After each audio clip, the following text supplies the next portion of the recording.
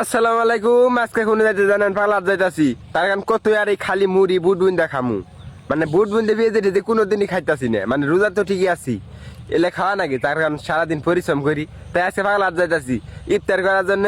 যে কি যে খাই আর কি, মানে মসজিদেই খামু নাকি বাজারের মধ্যেই খামু, হোটেলে খামু, বুঝতেছি না কিছু। যাই আগে পার্লার, যাই আগে, যাই আর দেখি। চোরের মধ্যে যা ট্রাক্টর নামাইছে, আর যাই হোক নামাইছে ভালো হয়েছে, আমার যাওয়া আবার সুবিধা হয়েছে। আমি ট্রাক্টরে চড়ে যা হাই গে, আমার বাড়ির সামনেই বালু, এই রাস্তার মধ্যে মনে করেন যে ট্রাক্টর দিয়ে কিন্তু মাটি নিয়ে যায়। এই ট্রাক্টর দিয়ে মাটি নিয়ে গেলে কিন্তু ক্ষতি হয়, আবার লাভও আছে। আমার জন্য লাভ আছে, কি এর ক্ষতি আমার? আর এই চোরের মধ্যে যে নদী হবো, এটাই সম্ভাবনা বেশি আছে বানের মধ্যে।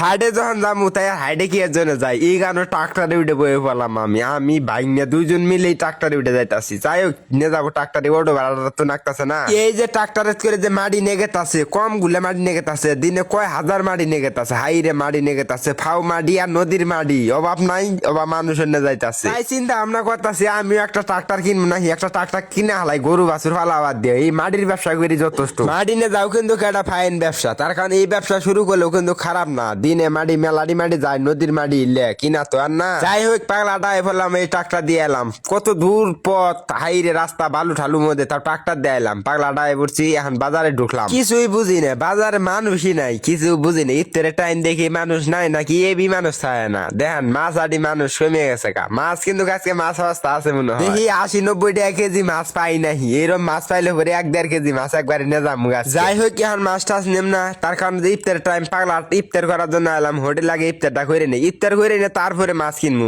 আগে ইফতার করে নি, ইফতার করবা যায় আরে হোটেলে ঢুকলাম, হোটেলেও মানুষ নাই, একটা মানুষও নাই। এখন আমরা একলাই আইলাম, তার কারণ যে আগেই প্রথমে আই বললাম, আস্তে আস্তে মানুষ হওয়া শুরু হইতাছে। সারাদিন রোজা আছিলাম বুঝার নাই, আর আজকে ইফতার মেলা রকম আইডিয়া, এই যে খিচুড়ি ঠিচুড়ি, মানে হোটেলে আমরা এই ব্যক্তি খাম না, কিন্তু 2 প্লেট খাম, 2 মামা বাগনে 2 প্লেট খাম। তার কারণ খিচুড়ি তার আন দেখাই না বাড়িতে এত খিচুড়ি ঠিচুড়ি আন দেওয়ার পাবো না, এবার করে তাই হোটেলে খাওয়ার জন্য আই ফেললাম। গুস্ত আছে কিনা তাই দেখতাছি, তারপরে দেখলাম মেলে বলে খালি কালাই দেওয়া বানাইছে, ডিম ভাইজে বলে দিব খালি, কোন কি একটা জ্বালা না। আমরা ভাবছিলাম যে গুস্ত মুস্ত আছে খিচুড়ির মধ্যে। সাইড থেকে এই যে বুট বুন দেয়া, তারপরে মুড়ি আছে, মুড়ি টুড়ি খাম না, প্রতিদিন খালি মুড়ি খাইলে আর ভাল লাগে না। বেগুনি, তারপরে এই যে জিলেপি আছে, জিলেপি বুট বুন দেয়া, তারপরে বেগুনি আলু চপ ব্যক্তি আছে, কিন্তু খালি মুড়িটা বাদে, মুড়ি পছন্দ না। প্রতিদিন মুড়ি চিড়ে চোরের মধ্যে খাওয়া, সারাদিন কাম করে লঙ্গি বিন্দে আই বসে, তার কারণ প্যান পরার সময় ফেনিকে। যাই হোক বাজারটা তো আঙ্গুরে আবার বেশি দূর না, বাজার থেকে আঙ্গুর বাড়ি, এই কারণে লঙ্গি বিন্দে আইলে সমস্যা নাই আমার। আস্তে আস্তে দেন হোটেল লুড হয়ে গেছে, সবাই ইফতার করার জন্য ভিড় ফালাইতেছে। না জানে টাইম হয়ে গেছে,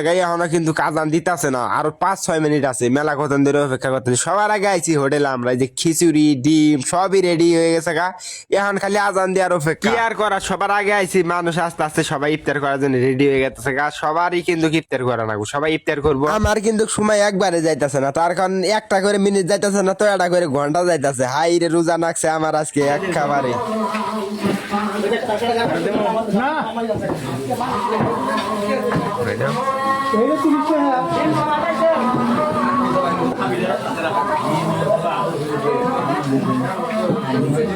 সবার মুখে কিন্তু পানি, সবাই পানি মুখে দিতেছে, ভাগ্নেও পানি মুখে দিতেছে, বিসমিল্লাহ করে পানিটা আগে খাইতেছে সবাই। আমিও বিসমিল্লাহ আগে পানিটা খাই নিতেছি। দেখেন আজকে কত রকমের আইডিয়া, আপনারা কোন তুমি খালি কি খাও না খাও, মুড়ি টুড়ি খাও, আজকে কিন্তু ভালো মন্দ আছে। এই দেন ডিম আছে, খিচুড়ি বুট বুন দেয়, তারপর পেঁয়াজি মেলা কিছু আছে। এই রমজান মাসের প্রথম আজকে ভালো করে ইফতার করে নিলাম, এইরকম করে কোনোদিন ইফতার করিনি। দেখেন সবকিছু খাইয়ে ফটফটা করে লাইছি, এইরকম ইফতার করার ঠেলা আজকে। যাই হোক সবাই আমার জন্য দোয়া করবেন, আজকে রোজা 8টা গেল, সবাই দোয়া করবেন।